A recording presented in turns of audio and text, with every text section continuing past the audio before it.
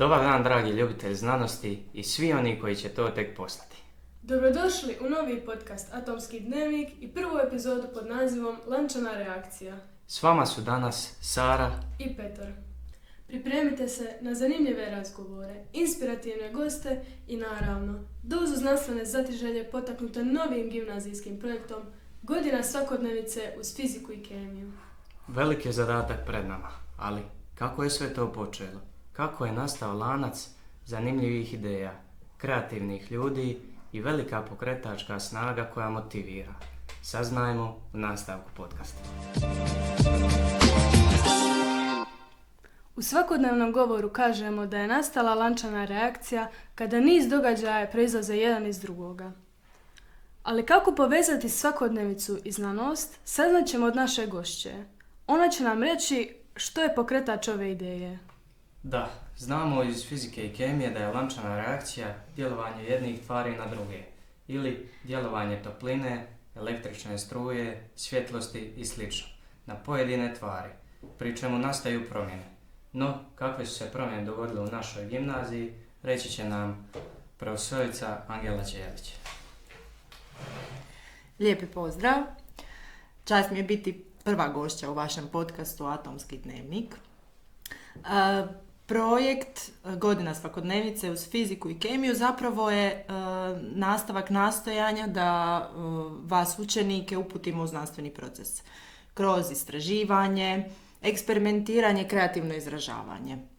Želimo vas potaknuti da budete istraživači, inovatori i promicatelji znanosti, te da prođete zapravo jedan proces koji prolaze znanstvenici. Da uočite pojave oko vas, da istražujete, postavljate pitanja, a onda izrađujete eksperimente i modele kojima ćete objasniti to što vas okružuje. Recite nam nešto o nazivu projekta. Zašto baš Godina svakodnevice uz fiziku i kemiju?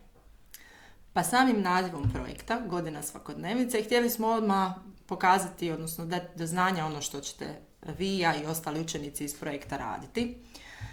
Da ćete ispitivati, proučavati predmete, pojave koji vas okružuju, koji jesu zapravo vaša svakodnevica. Znamo da fizika i kemija jesu okosnica našeg svijeta.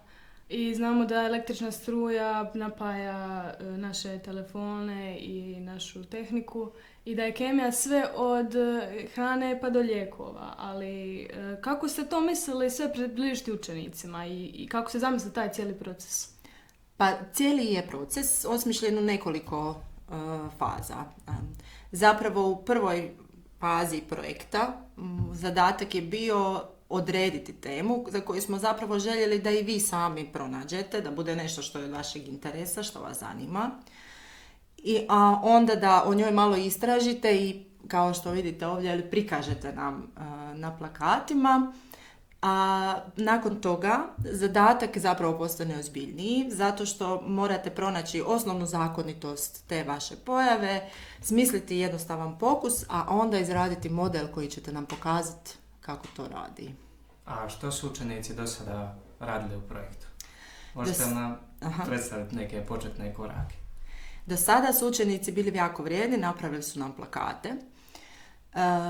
Plakate smo izložili u prostoru naše škole, tako da i svi ostali učenici mogu vidjeti ono što ćemo mi raditi.